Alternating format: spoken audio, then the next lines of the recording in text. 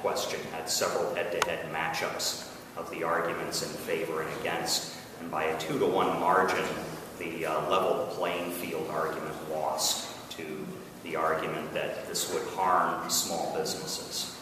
Does the Taxpayers Union have a position on whether consumers should be required to pay sales taxes for out-of-state online purchases? Well, the use tax is a difficult one to enforce, but here's the problem.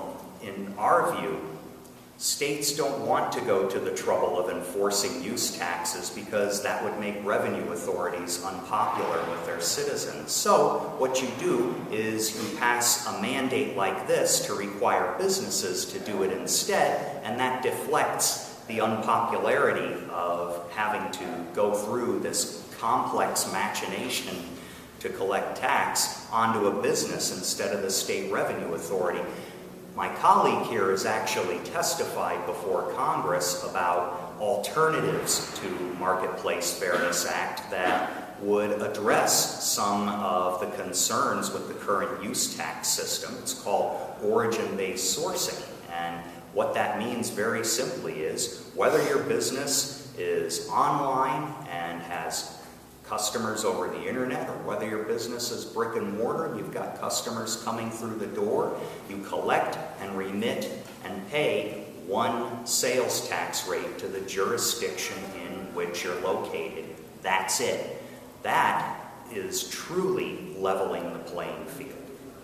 Yeah, and so, I mean, I can't speak for NTU, I can speak for the R Street Institute, and I testified before the House Judiciary Committee earlier this year on that very concept, and my basic, Pete sort of described what origin sourcing is. What it is essentially just allowing online retailers to utilize the same collection scheme that brick and mortar retailers use today, which is based on the physical location of the business. It makes it simpler.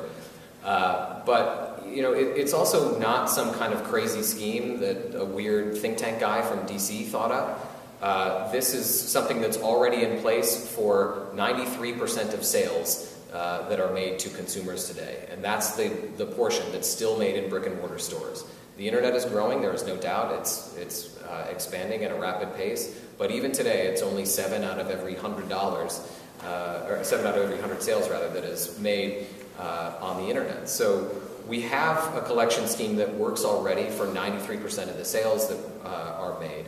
This idea that we would create a much more burdensome version for the 7% and certainly growing that is made online, I think is counterintuitive and obviously damaging based on some of our own findings, and I think that ultimately Ohioans seem to agree with that. And this is a particular concern to our own members. Among the 13,500 or so we have in this state are a fair number of small business owners, and some of them are on the internet. They're e-tailers.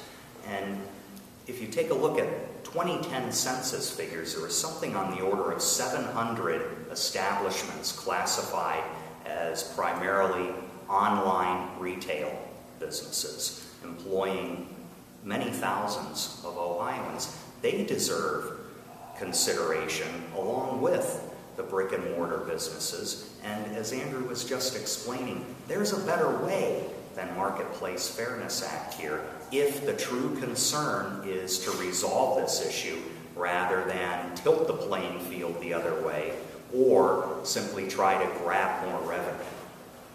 So this proposal might be amended into a bill moving through the Senate. Yes. What's the process in the House? Has that gotten there yet? Or? It's not gotten far yet in the House. We're very thankful that hearings have been held in the Judiciary Committee on concepts surrounding Marketplace Fairness Act as well as alternatives. We think the House is being much more deliberate than the Senate was.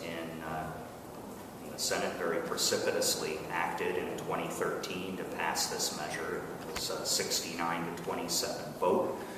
But now the Senate is hoping that since this House-passed access tax ban has already gone through, well, they're going to attach this Marketplace Fairness Act onto that, send it back to the House as a fait accompli, and get what they want. We're hopeful that's not going to happen. Yeah, I mean, I think you're sort of asking the brass tacks question about the sort of legislative gamesmanship that's going on. The House acted first and passed a permanent extension of the Internet Tax Freedom Act, which is the one that Pete mentioned, the Internet Access Tax Ban. So they passed a permanent version of this. They said, listen, we've reauthorized this thing a bunch of times. Nobody ever votes against it. Let's just make it permanent and get it out of our hair and not think about it. So they did that earlier this week. And then the Senate later acted to try to combine the access tax ban with this controversial Marketplace Fairness Act. And so the idea would be that they would try to pass that and then send it over and basically jam the House and say, well, if you want your Internet Tax Freedom Act, the Internet Access Tax ban, then you got to swallow this Marketplace Fairness Act to get there.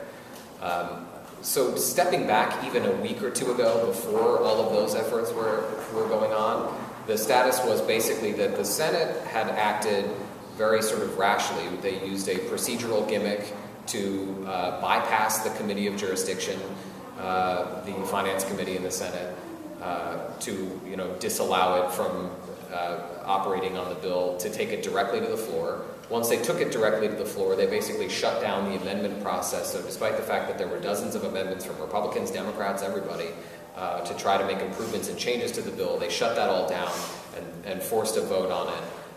The House, thankfully, has not taken that approach. They have said, we're actually going to evaluate this. They had that hearing at which I testified earlier this year, kind of examining alternative concepts. And so they've been trying to take that sort of approach to it, to work through these issues, to do it through the committee process, which is why committees exist. And so the House has been much more deliberate. So the hope is that this kind of legislative gamesmanship now at the end is something that they would be resistant to, given that they've already got a process that they've started and been in the middle of. And to sort of throw that all out the window at the end of the year, right before the election, seems like something that they wouldn't want to do.